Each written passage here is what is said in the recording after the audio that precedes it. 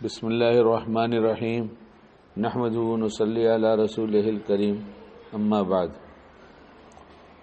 رمضان کا مہینہ یہ روحانی اور جسمانی صحت کے لیے ہے۔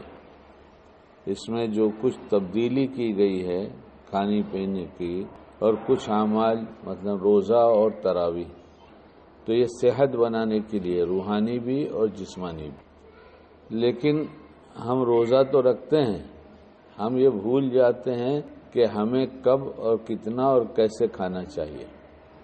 بس ہمیں تو ایک ہی بات کا خیال رہتا ہے، کھانا کھانا کھانا۔ اور کھانا کیوں کہہ رہا ہوں؟ اس لیے یہ تو بڑے اجر کی بات ہے، اللہ کا فضل ہے، ایمان والوں پر بہت بڑا احسان ہے کہ یہ روزہ ایسے اخلاص کی چیز ہے کہ آدمی باتھ روم میں جا کے پانی پی سکتا ہے، چھپ کے پانی پی سکتا ہے، کوئی گھر میں اکیلا ہے کچن میں بیٹھ کے کھا سکتا ہے اور باہر منہ گرا کر آ بھی سکتا ہے، ایسا لگے کہ بھائی بہت روزہ ہے یہ۔ لیکن یہ بہت عجیب عبادت ہے۔ ہر مومن اس روزے کے رکھنے میں مخلص ہوتا ہے، کوئی نہیں جتاتے کہ ہم روزے سے ہیں، سب کو معلوم ہے سب روزے سے ہیں، اس لیے بہت اخلاص والا عمل ہے۔ اس 24 گھنٹے کے اندر جتنے گھنٹے کا روزہ ہے اتنی دیر کا یہ مخلص ہے، تو کیوں نہ اس کی کوشش کی جائے کہ ہم اس کا پورا فائدہ اٹھا لیں۔ اور پورا فائدہ جب بتایا کہ یہ روحانی جسمانی دونوں طرح کی صحت کے لیے ہے، اور صحت کے بارے میں ایک بڑے حکیم کے پاس پرسوں گیا تھا، انہوں نے کہا، میں خود عالم ہیں، انہوں نے کہا میرے پاس ایک مفتی صاحب آئے تھے، انہوں نے کہا صحت کی حفاظت کرنا فرض ہے، صحت کی حفاظت کرنا فرض ہے۔ گویا اگر صحت کی عبادت فرض ہے تو اس کا دوسرا مطلب یہ نکلتا ہے کہ جن چیزوں سے صحت ہو وہ کھانا چاہیے اور وہی کام کرنا چاہیے، اعمال بھی ویسے ہیں۔ تو رمضان میں یہ مخلص جماعت پوری اگر اس کا اہتمام کر لے کہ یہ کھانے کا مہینہ نہیں ہے بلکہ کم کھانے کا مہینہ ہے اور غم کھانے کا مہینہ ہے، کہ طبیعت چل رہی ہے، روڈ سے جا رہے ہیں اور بھجیا تنا جا رہا ہے اور تیل کی خوشبو بھی آ رہی ہے اور جی چاہتا ہے، اور توے کا بھنا آئٹم بھی توے والا زور زور ٹھوک ٹھوک کے بول رہا ہے اور روزے دار گزر رہا ہے، سب خوشبو ہی خوشبو کھانے کی ہے، لیکن یہ جانتا ہے کہ اس سے نقصان ہوگا تو کہتا نہیں رہنے دو، صبر کا مہینہ ہے، بہت جگہ صبر کرتا ہے، یعنی بیوی کے معاملے میں صبر ہے، بہت سی چیزوں کے بارے میں، لیکن کھانے کے بارے میں بے صبرا ہے۔ اور یہی اصل تھا کہ کھانا تو کم کھا، وقت پر کھا، اتنا نہیں کہ کمزور ہو جا، اچھی غذا کھانے میں، اچھی غذا۔ اس لیے میری یہ رائے تھی اور کچھ لوگوں نے اس کو پسند کیا اور شروع بھی کیا کہ اپنے گھر والوں کو بیٹھا کر مشورہ کر لو اور مینو بنا لو، چاہے ایک ہفتے کا بنا لو، چاہے 5 دن کا بنا لو، 4 دن کا بنا لو، اور اسی کو دہراتے رہو۔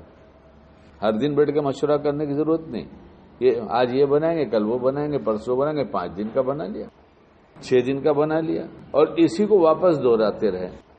6 دن کا بن گیا تو 5 دفعہ ہو جائے گا، اور کسی کی فرمائش پھر نہیں، بھائی یہی بنے گا، مینو ہمارا یہی ہے، فلاں دن یہ ملے گا کھانے کو، فلاں دن یہ ملے گا۔ تو اس لیے یہ اگر مشورہ گھر میں ہو جائے گا تو عورتوں کو بھی آسانی ہوگی۔ دوسری بات یہ ہے کہ کتاب میں لکھی بات ہے، اس میں بھی لکھی ہے فضائل میں، کہ افطار کرنے میں جلدی کرو، یعنی وقت ہو گیا تو دیر مت کرو۔ تو یہاں میں ایک حاشیہ لگاتا ہوں کہ افطار کرنے میں جلدی کرو، مگر جلدی جلدی نہ کرو۔ افطار کرنے میں جلدی کرو، یہ دیر مت کرو، لیکن جلدی جلدی مت کرو، کیونکہ گو ڈاؤن نہیں کہ اس میں جلدی جلدی ڈال دینا اور بھاگ جانا ہے، کھانا تو چبا کے کھانا ہے جو کھانا ہے۔ اور افطار میں کہا گیا کھجور سے افطار کرو یا پانی سے کرو۔ یہ ایسا کیوں آیا؟ دن بھر کا جو معدہ خالی تھا اس کو بہت جلدی سے قبول کرتا ہے معدہ، اور فوراً کا فوراً اس سے طاقت بنتی ہے، فوراً کا فوراً۔ مجھے ایک صاحب نے دیکھا کہ میں پانی پی رہا ہوں اور گھونٹ گھونٹ کر کے پی رہا ہوں، گھونٹ لیا پھر ایسے گلاس کو دائنی طرف کھسکا دیا اور اس گھونٹ کے کئی گھونٹ بنائے پھر پیا۔ تو ایک حکیم صاحب نے دیکھا تو مجھ سے کہا، آپ کا یہ پانی پینا یہ دوا ہے، یہ پانی پی کے پیاس نہیں بجھا رہے، آپ پانی پی کے پیاس تو بجھ رہی لیکن یہ دوا ہے، اس سے فائدہ ہوگا۔ لیکن جب جلدی ہوگی ایک دم سے تو جلدی جلدی پانی ہم نگل جائیں گے، اور جو کچھ کھانا ہوگا وہ بھی نگل جائیں گے۔ تو ایک بات یہ ہے کہ کہ افطار کرنے میں تو جلدی کریں گے وقت کے اعتبار سے جلدی کریں گے، لیٹ نہیں کریں گے، لیکن کھائیں گے جو کچھ اسے جلدی نہیں کھائیں گے۔ اور آج کل تو ایک چیز رواج میں آئی ہے اور ہمیں پتہ بھی نہیں تھا، ہم ہوٹل بازی کرتے نہیں، ہوٹلوں میں کھانا ہمیں پسند نہیں، کبھی اگر مجبوراً کھانا تھا تو کھا لیے ورنہ پسند تو نہیں۔ تو لائے اور کچھ رکھا اور ٹماٹر کاٹ کے اور کیا سلاد وغیرہ ایسی چیزیں رکھا، اور تو میں نے تھوڑا سا ہو گیا وقفہ ہوا، میں نے کہا بھائی کھانا تو منگاؤ، تو کہنے لگے یہ اسٹارٹر آیا ہے نا، پہلے یہ کھا لیجئے۔ ہم نے کہا اس کا کیا نام ہے؟ کہا اسٹارٹر ہے۔ یار اسٹارٹر ہے، کوئی گاڑی اسٹارٹ تو کرنا نہیں ہے، موٹر اسٹارٹ کرنا نہیں ہے، تو بعد میں سمجھ میں آیا نہیں واقعی موٹر اسٹارٹ کرنا ہے۔ معدے میں پہلے ایسی ہلکی غذا ڈالو تاکہ معدہ جو بہت دیر سے مشین کام کر نہیں رہی تھی اب کام کرنے لگے گی، تو تم جلدی بڑا موٹا کھانا مت ڈالو، ایسا کھانا ڈالو جس کو معدہ دھیرے دھیرے قبول کرنے لگے، پھر اس کے ساتھ دوسرا ڈالو۔ کام کی بات تو ہے مگر نام ذرا اسٹارٹر جو ہے اس میں ٹر لگا ہوا ہے، اس لیے میں کہا اس کو تو سوچنا پڑے گا۔ تو سوچے تو پتہ چلا یہی رمضان میں چاہا جاتا ہے کہ پہلے تم اتنی دیر سے جو معدہ خالی ہے اس کو کھجور اور پانی سے اس کی افطار کر لو، یہ تمہارا اسٹارٹر ہوگا۔ اب بہت دیر سے جو معدہ لے نہیں رہا تھا، کچھ چیز خالی پڑا تھا، تو بڑی غذا جو کھا لیتے ہیں موٹی اس سے وہ معدے پر بوجھ پڑتا ہے۔ تو ایسا کھانا جس سے معدے پر بوجھ پڑے وہ صحت مند نہیں ہو سکتا، اس لیے کیا کھانا ہے اس افطار میں؟ کھجور اور پانی۔ اور کھجور اب تو بہت ملتی ہے، اللہ کا فضل ہے، دنیا چاہے مہنگائی میں ڈوب جائے چاہے جہاں چاہے وہاں ڈوب جائے، مسلمان کا یہ جسمانی کھانا تو بہت ملتا ہے، اور پورے محلے میں جا کے دیکھ لو ایسا لگتا ہے کھانے کا ہی مہینہ آیا ہے۔ تو کس سے روزہ کھولنا ہے اپنے کو؟ کھجور اور پانی۔ اور دوسری جگہ کہ نماز میں جلدی کرو، یہ سب کتاب کی بات ہے، تو کہا وہ تو اپنے یہاں نہیں ہوگا، کھانے کو آپ جلدی کہیں تو ہم کھائیں گے، جلدی کھائیں گے اور جتنی ڈشیں سب کھائیں گے۔ آپ بتائیے کوئی گو ڈاؤن تو نہیں ہے نا؟ کتاب میں بات لکھی ہے، سب بڑی عجیب باتیں لکھی ہیں کہ کوئی حکیم ہوگا اس سے پوچھا جائے تو یہ کہے گا نہیں کھجور اور پانی کے بعد تھوڑا وقفہ ہو جائے تو اسے کھانا دو، تو اس کا مطلب یہ ہوگا کہ کھجور اور پانی کھا کر نماز پڑھ لیا جائے۔ اور کل میں اپنے بڑے بیٹے سے کہہ رہا تھا اور بچوں سے کہہ رہا ہوں، بیٹا دیکھو تجربہ یہ کہتا ہے کہ ہم لوگ گھر پہ دسترخوان لگا کر افطاری کرتے ہیں اور غروب سے پہلے دعا کی قبولیت کی گھڑیاں ہیں۔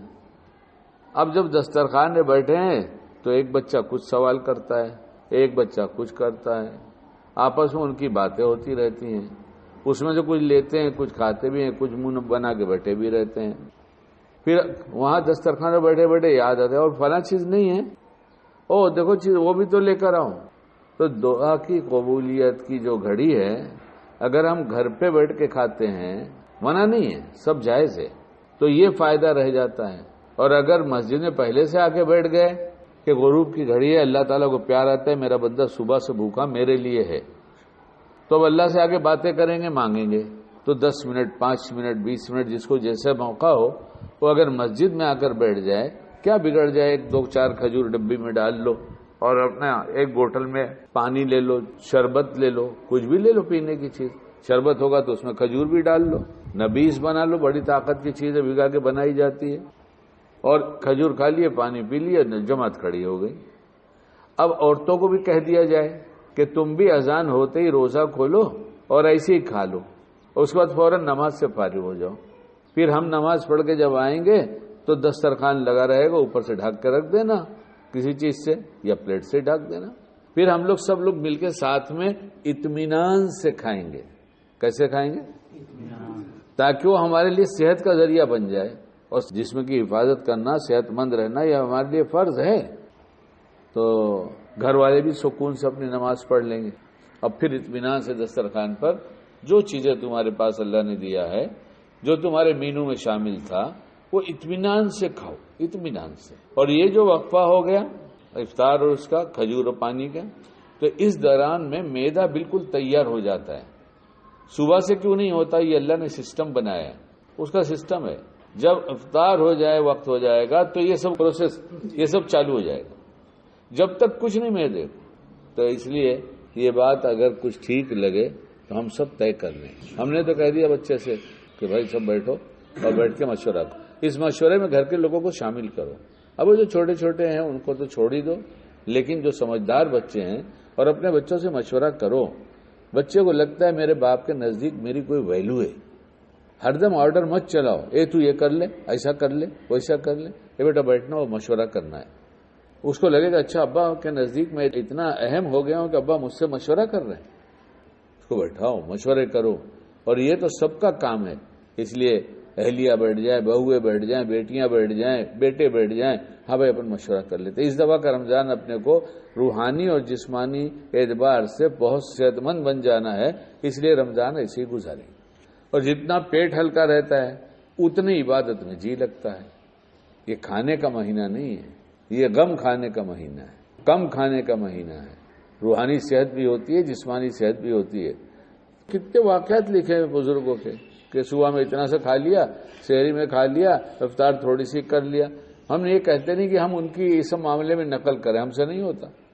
لیکن جائز چیزوں کو بھی کھا کر اپنی صحت کو باقی رکھنا اور روزے کا پورا فائدہ اٹھانا. اس لیے یہ باتیں کہا. آپ لوگ کی کیا رائے؟ یہ بات کچھ ٹھیک ہے؟ مشورہ کر لیں گے گھر میں. ٹھیک ہے. اللہ ہم سب کو عمل بنائے.